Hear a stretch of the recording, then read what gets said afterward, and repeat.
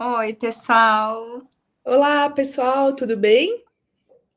Hoje nós estamos aqui para conversar com vocês algo muito enriquecedor no repertório clínico, que é sobre atividades estruturadas na sessão. Quer começar a falar um pouquinho, Tati? Vamos falar. Eu acho que a arte, ela vem, né, popularizando muito ao longo da sua história o uso de metáforas. Então, a gente tem ao longo da tradição clínica na análise do comportamento, inclusive a análise do comportamento às vezes é acusada de ser meio chata por ser muito objetiva, né, e usar poucos outros recursos além da fala. Então, além da conversa, da discussão, né, das reflexões verbais, que tem, não estou desmerecendo, pelo contrário, eu acho que elas têm um valor super importante dentro do processo terapêutico, mas elas não são um único recurso. Então, eu acho que a arte, inicialmente, ela vem oferecendo a metáfora. Então, a gente sai um pouquinho do racional na metáfora e a gente vai um pouquinho para o experiencial. Né? Então, vamos pensar de uma outra perspectiva. Eu acho que quando a gente lê a literatura da arte, né, até eles dizem assim, que a metáfora ela tem uma função. A gente volta lá atrás, que foi um pouquinho do que o Reis dizia, de todos os estudos do Reis que se basearam no comportamento verbal. Daí ele diz assim, ó, a arte ela tem uma função de um operante verbal chamado tato. Né? Então, assim, eu sei que o comportamento verbal é uma coisa muito difícil, e todo mundo que lê o comportamento verbal do Skinner acha muito difícil, mas o Skinner diz assim: o que seria um tato? Né? Um tato seria a gente nomear, descrever, rotular objetos, ações e ambientes. O que ele se assemelharia com a metáfora? A metáfora é chamada de um tato estendido. O que significa o tato estendido? Quando esse operante verbal, essa resposta verbal, ela é emitida sob controle de um novo estímulo que compartilha propriedades semelhantes ao estímulo original. Então, o que tem a ver com a metáfora? Quando eu uso uma metáfora, eu estou usando um estímulo novo que terá semelhanças com o estímulo original, que seria meu padrão de comportamento, a minha forma de pensar, minha forma de agir, que eu trago ela para uma metáfora. Ou seja, eu tiro o indivíduo, né, de ficar refletindo sobre essa própria situação e trago ela para uma metáfora. Que foi é super importante a gente conseguir pensar, usar isso como recurso. Porém, a metáfora não é a única forma de fazer isso. A gente tem várias outras formas para além da metáfora que a gente pode utilizar como um tato estendido e um recurso terapêutico ali, como uma atividade estruturada dentro da arte. Que podem ser o uso da literatura, de poemas, pode ser o uso de jogos, de filmes. Tem várias outras ideias, né, Tati? Porque eu acho que é bom falar assim da função que tem essas atividades estruturadas, que é bem como você estava falando da metáfora. Então a gente pega e Isso, começa a fazer algumas equivalências também. E aí a gente isso. começa a fazer algumas derivações a partir disso. Então a gente Uhum. traz o comportamento verbal para outra esfera que não apenas aquelas reflexões, perguntas e relatos, solicitação de reflexão do terapeuta e a reflexão do cliente. Então, a função das atividades estruturadas, ela vem para trazer ali uma outra forma de pensar, de falar sobre um determinado assunto sem ser diretamente também. O que pode ser mais fácil, às vezes, para alguns casos, mais fácil entre aspas, né? Mas no sentido de facilitar o processo que a pessoa consiga falar, criar uma abertura para falar e aprofundar um determinado tema, e também, principalmente, a função evocativa. Então, as atividades estruturadas têm essa intenção, essa função de evocar no cliente o que a gente quer trabalhar em sessão, comportamento-alvo, sendo um comportamento público ou privado. Então, a função é evocar algo. Né, naquela sessão com o cliente, e a gente vai ter a nossa estrutura da sessão. Então, por isso, pode ser várias coisas, e para cada cliente vai funcionar uma coisa. Aquele cliente não está funcionando a metáfora, lembrem lá do que a gente já conversou nos vídeos da metáfora, que a gente vai deixar aqui depois também para vocês.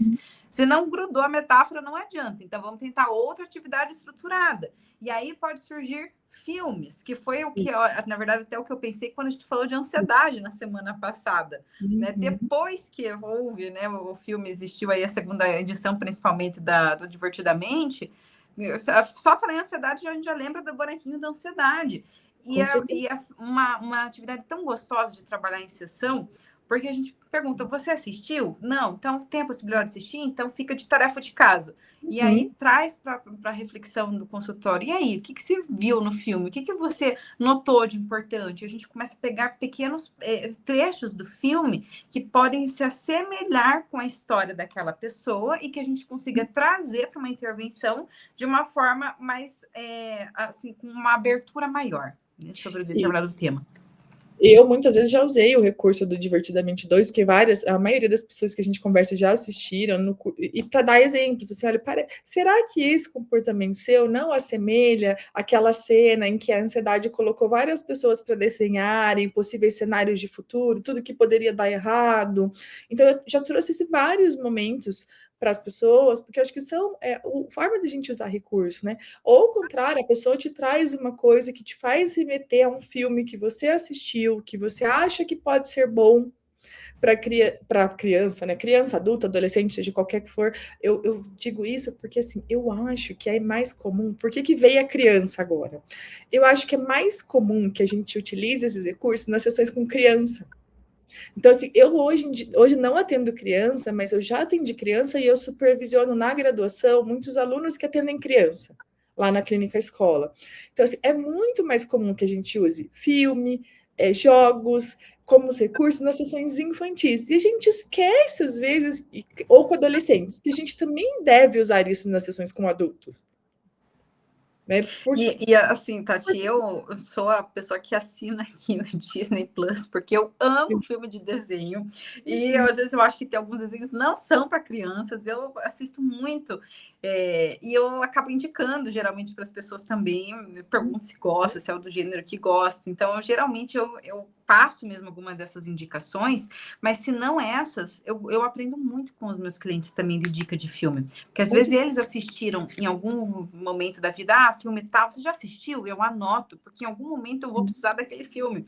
E aí eu assisto. Se a própria pessoa às vezes faz uma relação sozinha do evento perto dela, da vida dela, com o filme, fala, nossa, eu me vi naquela cena daquele filme. E aí lá vamos nós assistir um filme para entender o que a pessoa está querendo trazer na sessão. Assim como já aconteceu, eu lembro de um filme uma vez que eu vi, eu não vou lembrar do nome dele agora, mas a história era assim, era uma mulher que ela perdia o marido e o filho em um acidente, os dois morriam, e aí estava no caso de uma cliente que ela tinha tido um falecimento de um familiar, de um filho, e ela estava comentando sobre que ela tinha assistido um determinado filme e que ela estava pensando em algumas coisas e que o filme falava sobre suicídio. E aí, na hora que ela me disse aquilo, me deu um gelo, porque eu lembrei do filme e eu entendi a função do que ela queria me dizer. Então, são outras formas de dizer coisas difíceis ou coisas que a gente não consegue acessar tanto. Então, essa é a função das atividades estruturadas. Então, pode ser filme, como a gente estava mencionando aqui, a Tati falou de poema, pode ser outras coisas com artes. Eu lembrei até do curso que eu e a Tati fizemos, ó, meu quadro ali atrás, ó. Pode ser pintura, outras coisas. Né, que a gente possa trazer um pouco mais do que está aqui para o externo, né, para a gente acessar. Então, pode ser isso. Tem várias formas, que eu já separei aqui algumas para mostrar para vocês, mas também não quero atropelar a Tati aqui. Não, imagina. E eu acho que é bem importante a gente pensar isso também, assim, eu acho que a Cláudia trouxe algo no curso que eu acho que é algo importante, porque a gente às vezes fica muito ansioso de o que eu tenho que ler, o que eu tenho que estudar para ser um melhor terapeuta, né? E eu acho que a Cláudia traz algo que não foi só do curso, mas de conversas que eu tive com ela, que ela diz assim, olha, um bom terapeuta é aquele que vive outras experiências para além da psicologia. Porque assim, como é que eu vou ter esse repertório se eu não assisto série, se eu não vejo filme, se eu não leio um livro, se eu não leio poema? E boa parte desses recursos nem são da psicologia. Então, assim, são recursos que a gente utiliza por essa semelhança, que às vezes não é semelhança topográfica, é semelhança de função, com o sofrimento do paciente, com padrões de comportamento que você observa nele também vê num filme, numa música, num poema. Né? Então, eu acho que é bem interessante a gente trazer num jogo. Então, tem um personagem do jogo, ou de repente é um jogo que você joga que você não tem controle nenhum sobre o final. E daí você pode usar como recurso terapêutico para mostrar para o paciente, né, a ilusão do controle. E sabe, Tati, agora eu me lembrei, lá quando eu estava recém-formada que eu fazia a supervisão com você, eu lembro que você me indicou um livro uma vez para falar para uma paciente que ela estava vivendo um relacionamento abusivo. E o livro não tinha nada assim de tema assim, relacionamento abusivo. Era um filme, um livro. Era um acidente, eu lembro desse livro. Uhum. Eu li ele porque eu gostei desse livro, tipo, de literatura. Eu estava em casa e falei, vou ler um livro. Era férias sua, eu acho. Você leu por acaso e gostou. E falava sobre um relacionamento abusivo, por acidente, porque o livro chamava Acidente, né? Mas assim, eu não imaginava que esse era o tema. Eu falei, vou ler um livro de um acidente. Mas como a gente usa de recurso também. E daí eu lembro que eu trouxe o caso para a Tati falou assim, se ela gosta de ler, pede para ela ler esse livro para ver se ela se identifica com alguma coisa. E foi exatamente essa direção. A pessoa leu, ela começou a se identificar e trouxe espaço para falar sobre isso na sessão. Então, é bom que você tenha lembrado dessa frase da Cláudia, Tati, que eu lembro que ela falou algo assim, uma coisa mais metafórica, assim, do jeito dela, né? De um bom terapeuta se nutre de vida, né? Para coisas muito além, de experiências, isso mesmo, além da teoria. E o que a gente sempre fala da ACT, que a ACT não é só teoria, é experienciar. Então, tem essa possibilidade, né, de livros, filmes, músicas, jogos, como a Tati falou, séries, personagens específicos, e assim como outras próprias atividades mesmo da própria ACT e outros recursos, né? Só que assim, também eu acho que a gente tem que tomar um certo cuidado, até ético, quando a gente diz isso, que eu acho que é muito importante, a função não é gerar ansiedade nas pessoas que estão assistindo, que então tem que ler sobre tudo, e que tem que assistir um monte de coisa. Então, para eu ser um bom terapeuta, eu vou ter que assistir todas as séries que estão em voga, eu vou ter que ler todos os livros, eu vou ter que ler poemas, eu nem gosto de poema, então eu vou ter que conhecer jogos novos, porque senão, gente, em vez da gente estar ajudando as pessoas que estão aqui, a gente está gerando sofrimento. E não é isso que a gente quer. Né? Eu acho que assim, a gente precisa, como terapeuta, encontrar aquilo que a gente gosta, que é valoroso para a gente de viver, que automaticamente essas coisas virão. Tá? A gente vai começar a fazer relações na nossa cabeça já, automaticamente. Isso. Então, assim, eu vou dar um exemplo para vocês de algo que eu fiz na minha cabeça, de viver uma experiência, tá? Eu estava de férias com as minhas filhas, e a gente foi para um hotel fazenda, já faz um tempo isso, e o hotel fazenda tinha um morro que a gente subia o morro, e em cima do morro tinha um balanço, sabe aqueles balanços infinitos? Sim. E eu lembro que eu sentei naquele balanço e comecei a balançar. E daí, quando eu comecei a balançar meio rápido, eu fiquei com medo, porque eu falei, tô em cima de um morro, balançando para nada. Só que se eu balançava devagar, era chato. Porque balançar devagar não tem graça. E daí, na hora, tipo, eu só vivi isso. Na hora eu já pensei assim, isso aqui é como a vida da gente, assim. Se a gente fica no seguro, no devagar, é chato. Se eu quero diversão, se eu quero uma coisa diferente, se eu quero viver coisas com propósito, eu vou ter que sentir o medo. Eu vou ter que me ocupar. E eu lembro de ter trazido isso numa sessão para uma paciente. De uma vivência. Balanço. Né? Se você balançar devagar, você vai estar segura, mas é chato. Mas assim, foi só algo que eu vivi, porque eu estava vivendo a minha vida. Essa conexão não foi planejada. É bom que você traga isso, Tati, para aliviar a ansiedade das pessoas e para frisar assim, algo que faça sentido com o estilo de vocês. O estilo como pessoa e como terapêutico também. Eu não sou a pessoa dos jogos, gente, sinceramente. Não fez parte da minha vivência, da minha infância, nem da minha fase adulta. Eu não sei nada de jogos e não é o tipo de coisa que vai ser prazeroso para mim. Então, o que é prazeroso para mim? É assistir filme, é ler livro, é escutar uma música, é falar de outros tipos de artes em si. Isso para mim é muito prazeroso. Mas jogos eu deixo para quem sabe. Eu não vou eu joguei muito videogame na minha infância. Hoje eu não jogo muito, até por questão de tempo, né? Porque ocupa muito a gente, assim. Mas, assim, joguei muito, tal, gosto, tem algumas referências, mas, assim, joguei alguns jogos online também de computador. Só que assim, né, também não tenho tanto repertório de muito vasto conhecimento na área.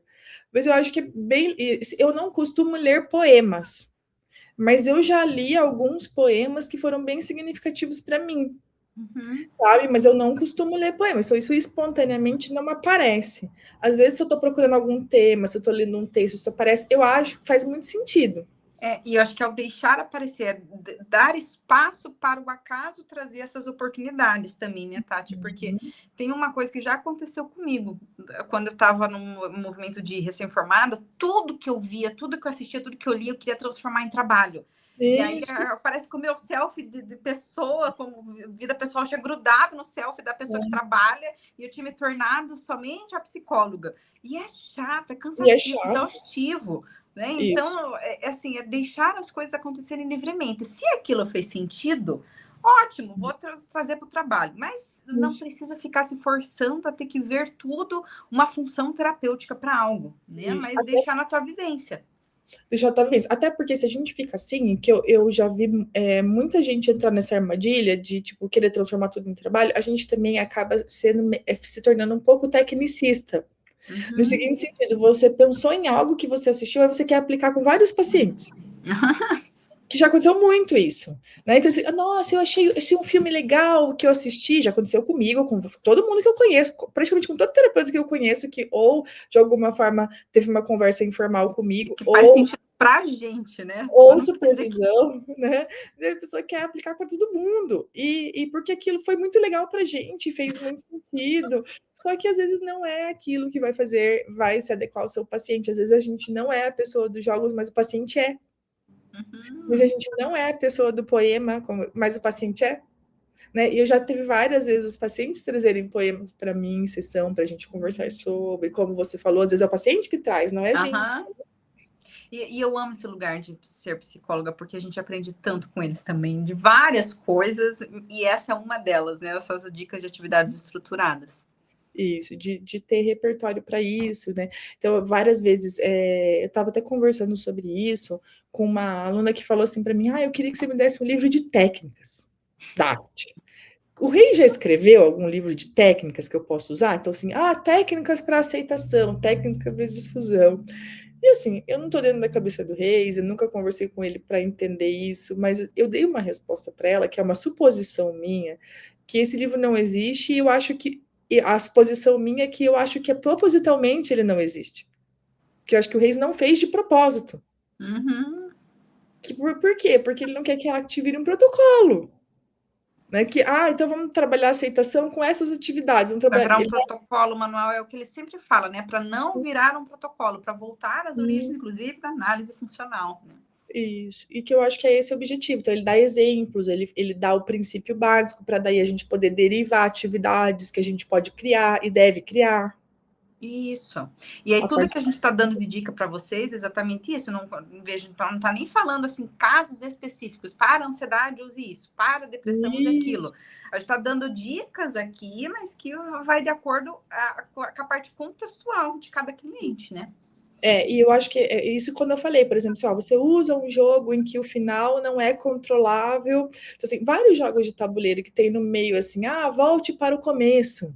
Entendeu? A pessoa já está indo bem no jogo inteiro. Daí ela caiu, tá quase ganhando, daí ela caiu na casa assim, volte para o começo do jogo. Ou seja, você pode estar indo bem o jogo inteiro e isso não significa que o futuro é controlável. Então, é só um exemplo para vocês, porque assim, nem estou dando um jogo específico, porque eu acho que isso pode acontecer em vários jogos de tabuleiro, porque eu acho que isso vão mostrando para o indivíduo que por mais que a gente mantenha um bom desempenho, uma constância, vai chegar algum momento que algum imprevisto pode acontecer e vai mudar tudo isso. Então, a gente está dando alguns exemplos para vocês pensarem divertidamente da ansiedade, mas para vocês pensarem, para aquele paciente específico em que é importante para vocês trabalharem esses recursos, essas atividades estruturadas, qual seria a melhor opção? Isso. E eu trouxe aqui também algumas outras opções para trazer modelo para vocês, mas lembrando que não é uma regra, um protocolo. Adaptem dentro da parte contextual. Então, o mais conhecido aqui é a armadilha chinesa, que é essa ideia que você está presa aqui nessa armadilha e você tem que se soltar, mas não do jeito habitual. Então, a ideia é que você se aproxime de você, do seu eu, do que você está sentindo, para criar um espaço, uma abertura para se soltar. Porque quanto mais você faz um movimento natural de só tentar puxar e sair, mais você fica preso. Ou seja, né, quanto mais a gente faz coisas para não sentir, mais a gente se coloca em situações de sofrimento. Tem o vídeo que eu acho que a gente deixou nos shorts aqui, vou deixar também na descrição. Aí aqui eu trouxe uma outra ideia, que é o baralho trabalhando valores. Esse aqui eu usei ele na minha dissertação, e que foi também sobre atividades estruturadas. Aí eu posso deixar o link para vocês. Esse aqui é o material da Karen Vogel, se eu não me engano.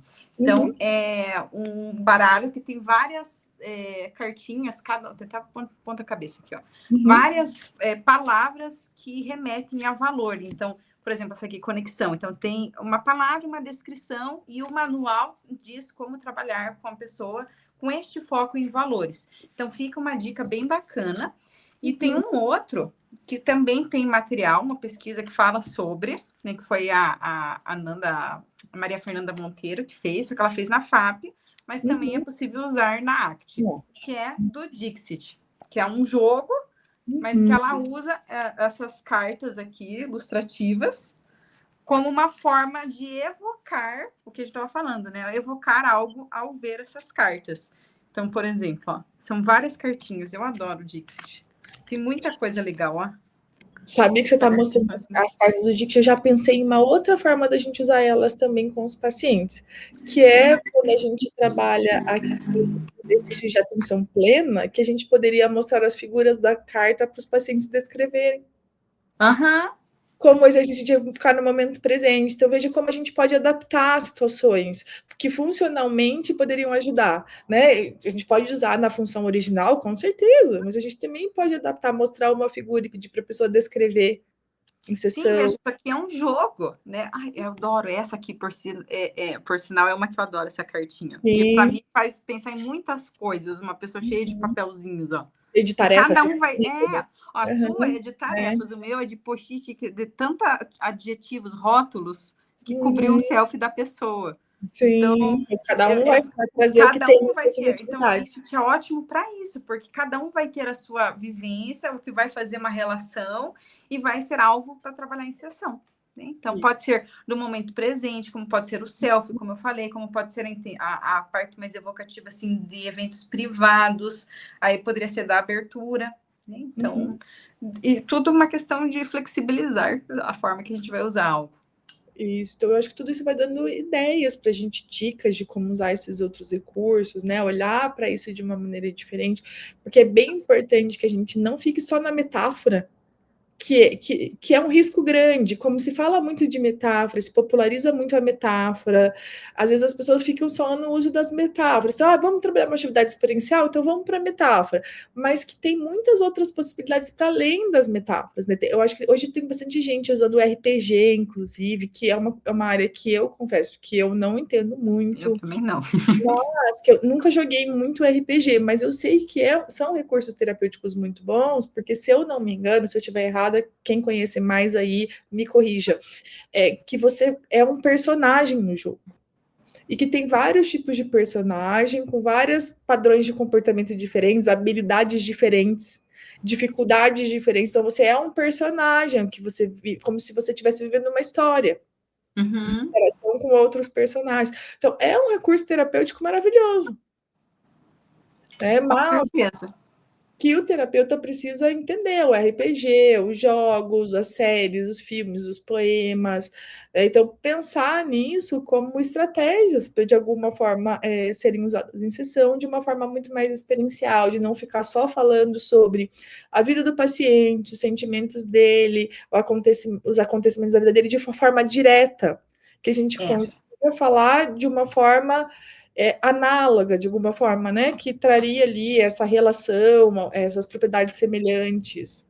E outra coisa, Tati, eu penso assim, isso também a literatura traz, né, que as atividades estruturadas não só têm a função evocativa, como de criar conexão e o estabelecimento de vínculo na relação terapêutica. Porque daí sai daquela pergunta e reflexão, solicitação de pergunta e o paciente responde. Entra num movimento ali mais leve. Então, às vezes, veja, se existe essa conexão entre jogos, né? O terapeuta gosta de jogar e o cliente também, já deu um match terapêutico ali. né? Já se criou um vínculo mais fortalecido, um espaço maior para a relação terapêutica, e uma relação terapêutica mais fortalecida também contribui muito para o sucesso terapêutico, né? Para intervenções mais eficazes. Com certeza. Então, pensa que aquele paciente gosta de poema. Se você traz um poema para a sessão, com certeza vai ter um efeito no vínculo. Né? Por quê? Porque ele tá se vendo visto. Uhum. Então, a pessoa entendeu o que eu gosto, está trazendo isso, está discutindo. Para mim, é valoroso estar ali, porque está trazendo. A sessão tem algo de valor para mim. Né? Então, eu acho que os impactos são só positivos. Isso mesmo. Então, fica aí algumas dicas para vocês, mas também um alerta para não gerar ansiedade de ter que saber, não ter que nada. Né? Uhum. Se surgir a vivência, se vocês vivenciarem alguma coisa que lembrar, por acaso, né, dá para trazer em sessão, se não, né, não entre nessa pira também de ter que fazer as coisas. Mas fica dicas, né? Então, lembrando, sempre o Contact é uma terapia experiencial e a gente pode usar e abusar, acho que, da nossa experiência também com eles em sessão. Aí fica, acho que, as dúvidas, né? Ah, mas eu faço isso no presencial, no online? Eu trabalho 90% online e eu uso as coisas aqui que eu mostrei para vocês todas no online, né? Às vezes eu só pergunto para a pessoa, né? É diferente do que ela vivenciar, evidentemente ela colocando aqui, né, os dedinhos na armadilha chinesa, enfim, mas é uma possibilidade de trabalhar. As cartas dá para trazer e mostrar e perguntar, né? Então é super possível. A gente adapta no seu contexto online. Com certeza, acho que dá para usar em qualquer um dos contextos, é uma forma da gente trabalhar e não perder a oportunidade de trabalhar quando o paciente te dá na mão, de bandeja, algum desses recursos, porque às vezes ele traz e a gente dá pouca importância. Uhum. Né? Então, assim, ele está te trazendo de bandeja um desses recursos, explore. Ele fala, você assistiu o filme e tal, eu me identifiquei muito com aquele personagem. Aí você fala, não assisti, e toca a terapia para frente. Assistir. Né? Isso, toca a terapia para frente. Então, assim, não deixa a oportunidade de explorar um pouquinho. O que você se identificou com esse personagem? Né? Assistir para ver se realmente seria algo que, se você se traz outra coisa que o paciente não falou espontaneamente, que você pode perguntar e abordar. Então, quando ele traz um poema para discutir, dentro ou fora de sessão, vamos trazer, né? Ou às vezes outros recursos. Eu assisti uma pessoa falando no Instagram. Uhum. E eu fiquei pensando no TikTok, né? Isso, então assim, manda para mim o que ela falou, quero ver, quero escutar. Ótimo, Tati, essa aí é mais atual mesmo. Essa mais atual, porque aparece muito, e às vezes a gente ignora isso, então não deixar passar esses recursos que o paciente traz de bandeja também, que são ótimos recursos para promover a flexibilidade psicológica. E eu acho que dá para criar essa abertura, né? Dependendo do caso, do cliente. A gente pode perguntar se a gente vê algum vídeo, alguma coisa, assim, olha, eu vi um vídeo, posso te mandar? A gente já criou uma abertura para a pessoa mandar se ela quiser também. Com certeza. Essa semana que passou, uma cliente falou a mesma coisa. Falou assim, eu assisti um vídeo dela, começou a discorrer toda a situação que ela evocou nela, vendo o vídeo do Instagram dela. Ela falou assim, posso te mandar? Pode, claro. Ela me mandou até lá, já visualizei, já falei assim, ótimo, vamos conversar mais sobre na sessão. Pronto. Né? Não quer dizer que vai virar uma conversinha de WhatsApp ou de Instagram, mas é só para a gente abraçar o que a pessoa nos deu de bandeja. Com certeza. Então, era um pouquinho disso, né, Ana, que a gente queria discutir com vocês, de trazer essas reflexões, disso ser mais incorporado, né, nas sessões terapêuticas, para além das metáforas, pensar em outras possibilidades. Para sair do habitual, né? Isso. Que essa é a proposta da arte, a maior provocação que o Reis faz em todos os livros dele. Assim, sai um pouquinho do verbal, da reflexão direta sobre o comportamento do paciente, né, e vai para outros recursos que são mais experienciais, que possibilitem o paciente formar novas relações e, a partir dali, ajudem a promover essa flexibilidade psicológica tão desejada. Isso mesmo. Mas então tá bom, gente. Não deixem de comentar o que vocês acharam. A gente tá adorando receber os comentários de vocês cada vez mais por aqui. Não deixe de curtir, compartilhar para quem ainda não segue o canal e se inscrever também. Isso aí, se vocês pensarem em outros recursos, outras atividades estruturadas que vocês utilizem, coloquem aqui pra gente, que a gente não falou sobre elas ainda. Deixa nos comentários, porque a gente também quer saber de vocês e, como a gente falou, aprender mais também conjunto aqui. Isso aí. Obrigada, gente, por atenção mais nesse vídeo de hoje. Um beijo, até o próximo.